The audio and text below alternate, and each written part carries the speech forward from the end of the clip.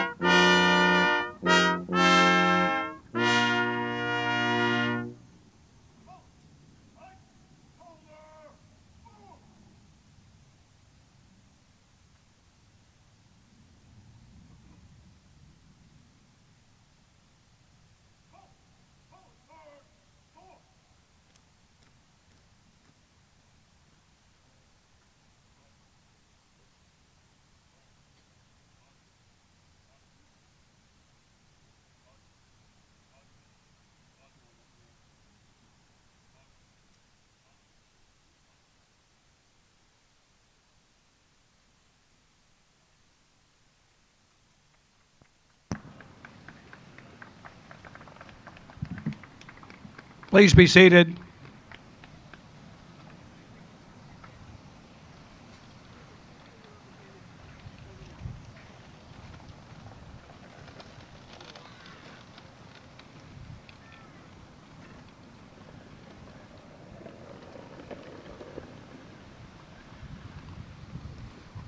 Please welcome resident historian of the Friends of the National World War II Memorial, Mr. Alex Kershaw.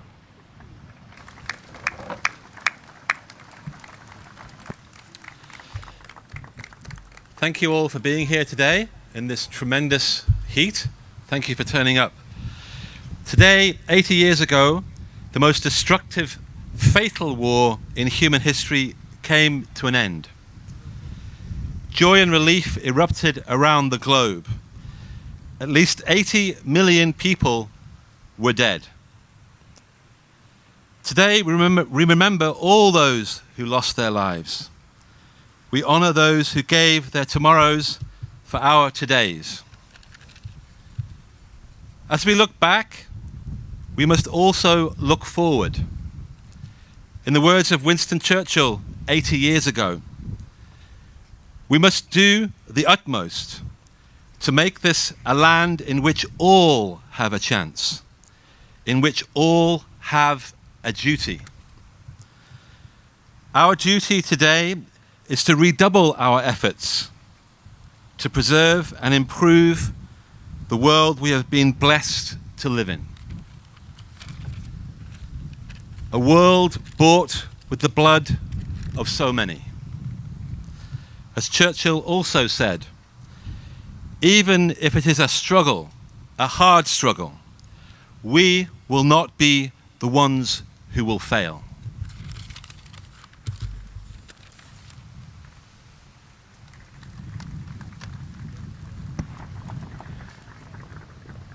I'm now pleased to welcome Dr. Kevin Griess, Superintendent of the National Mall and Memorial Parks. Hey everybody, how you doing? Warm, oh my, yeah. Well, got to give us the space, go with respect so we can celebrate this correctly. To the veterans that showed up here today, this afternoon, and despite the heat and everything, thank you very much for both your service and being here today. Thank you very much. Hats off to the Honor Guard and all the Rangers and everybody in the band. Thank you very much. Appreciate it. And we are here today, as you know, to honor the announcement of basically what ended up being VJ Day, the victory. The announcement itself was a world relief, and it's something to honor and remember, and I'm glad we're able to come here today to honor that. Hundreds of thousands of our warriors didn't make it back. It's an honor today to still, on the 80th anniversary, remember them. On behalf of the National Park Service, I'm very honored to be both a member of the Park Service, but also represent the team that keeps this beautiful memorial going all the time. Never mind the water, we're working on it. But we respect this, and it's our way of showing every single day our respect to those who have served, those who have not come back, and the families of both over the years. So to the National Park Service members that come out here to take care of this every single day, my hat's off to them and I salute them. To all of us to come out here to remember and honor everyone, member of the team, the Friends group, Holly, all the team that put this together, and the veterans, thank you very much.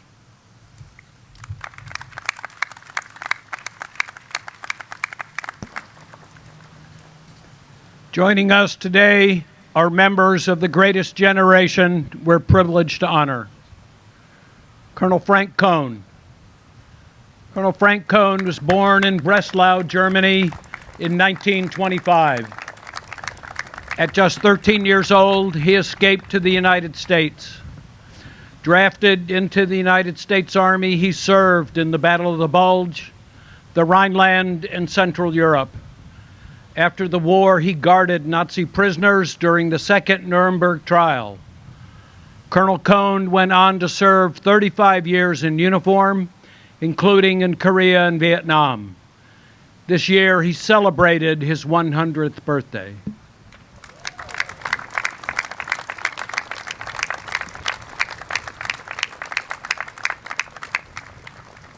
Mr. Dominick Galilei. At the age of 18, Dominick Galilei joined the United States Navy. Serving as a petty officer, 3rd class in the Pacific, aboard the USS Chenango, he flew combat missions as part of TBM Avenger crew and took part in the Battle of Okinawa. Today, at 99 years old, he continues to represent strength and dedication of his generation.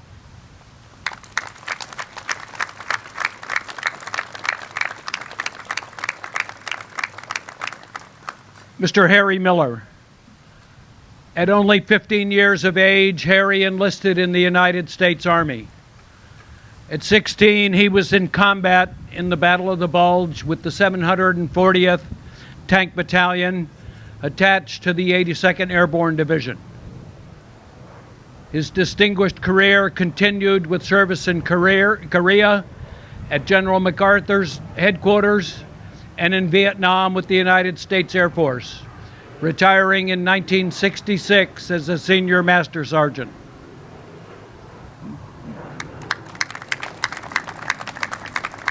Please join me in honoring Colonel Frank Cohn, Mr. Dominick Galilei, and Mr. Harry Miller, and all who served in World War II.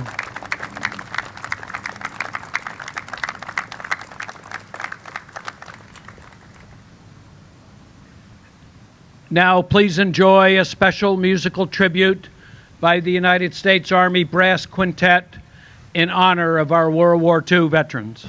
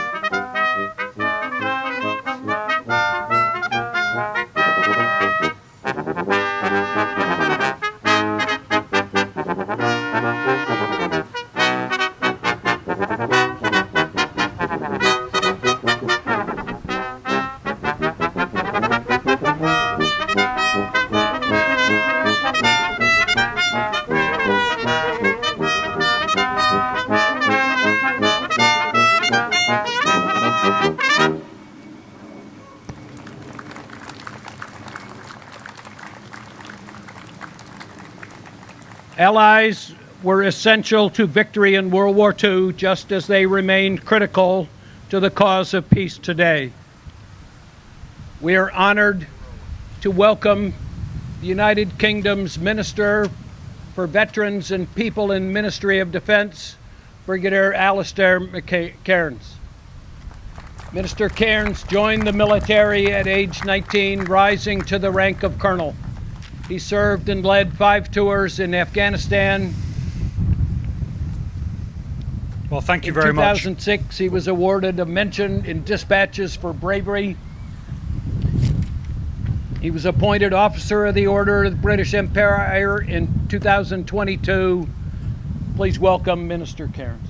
Well, thank you very much indeed. And I'd just like to thank everyone here today for such a warm welcome, but in particular Kevin and the team for keeping these parks looking absolutely remarkable. Importantly, I'd like to thank the people of the United States of America, because I genuinely believe that without you, we wouldn't have the freedoms or the standard of living, or indeed the strong democracy that we live in today. Now, there's one special group of people here today whom I want to thank above all others, our veterans, but in particular, our World War II veterans, those individuals, and of course their families. Their collective service and their selfless sacrifice have protected this great nation and those of our allies across the world. They protected our fundamental Western way of life and as always have stood up for those who cannot, often at their own peril.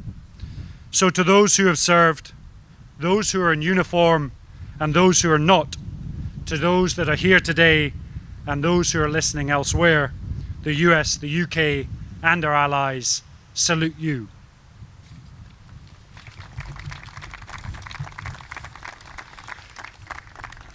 Now, this memorial stands here today to remind us that freedom is not free.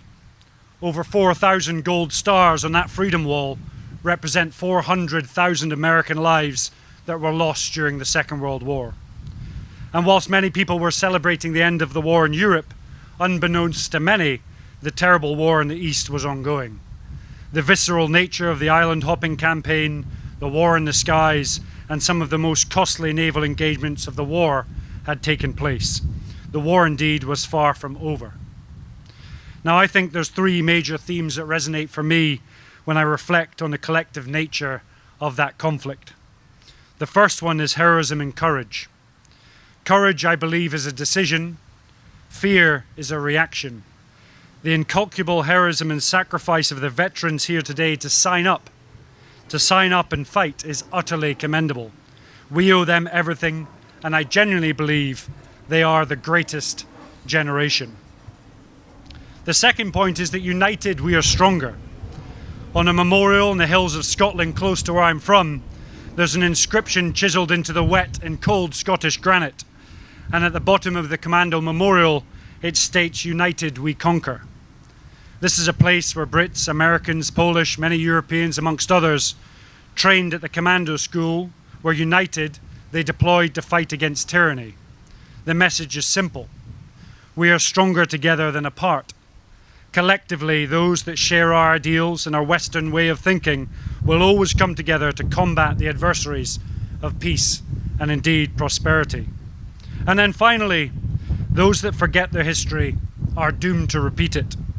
In the current geopolitical context, the need to remember and reflect that all that we have today came at cost, and we must ensure that every generation is taught that freedom isn't free. As in any alliance, upon the conduct of each depends the fate of all. And I refer you back to my first point, courage is an active decision. Now, as a veteran myself, I served for 24 years, almost always alongside US forces, at the very tip of the spear. In Africa, the Middle East, 5 tours of Afghanistan.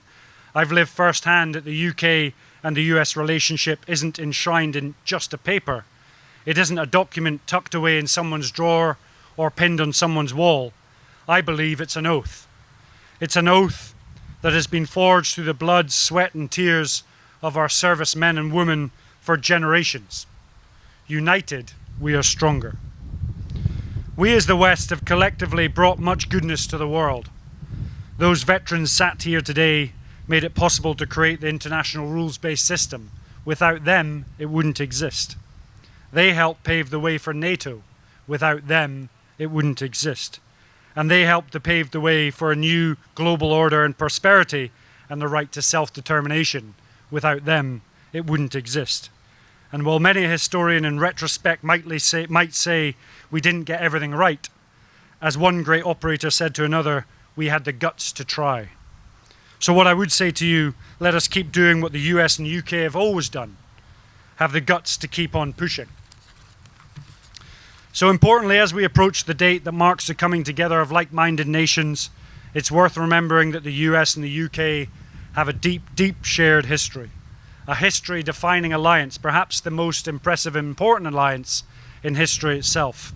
And today, as our countries again work together alongside NATO and other allies to bring an end to the war in Europe, and as we work together through AUKUS and the carrier strike groups to enhance security in the Indo-Pacific alongside our allies, we are once again reminded that we have more in common than that which divides us. It's a true privilege to stand here today, not only to reflect on the war and the honour of the greatest generation, but to stand here and look forward to many more years of coordination, cooperation, and importantly, unity between the United Kingdom and the United States of America. It's that one word, shared between our nations, that we are united. Thank you very much indeed.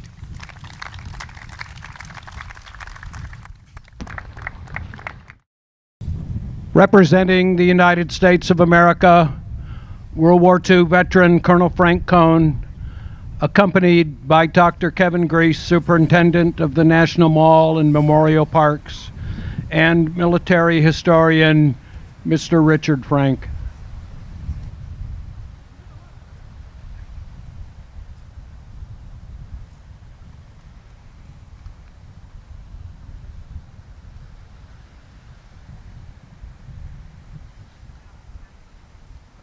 Representing the United Kingdom, the United Kingdom's Parliamentary Undersecretary of State for Veterans and People in the Ministry of Defense, Brigadier Allistair Carns, accompanied by Dr. Craig Simons, Professor Emeritus at the United States Naval Academy, and World War II veteran, Mr. Dominick Galilei.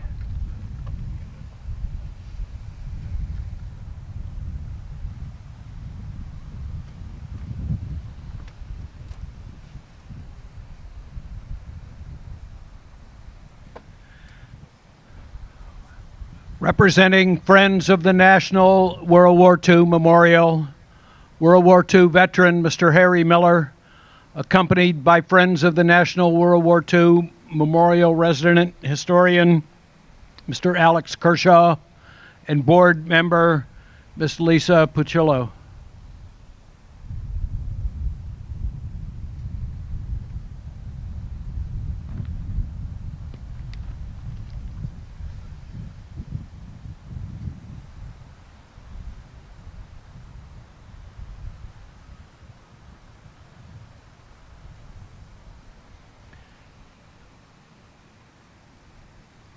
Please rise for the playing of taps.